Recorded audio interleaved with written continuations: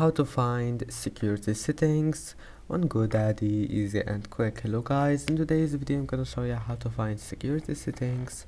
First open your Godaddy, and now once you're here, click account settings and then click my profile.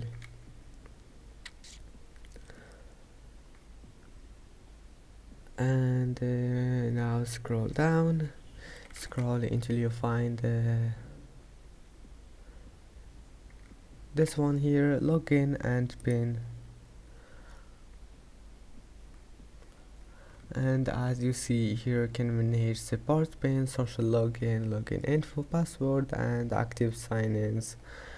I hope that can help you, and that's it for today's video. If you like this video, please don't forget to like and don't forget to subscribe, and thank you for watching this video until the end, and see you in the next video.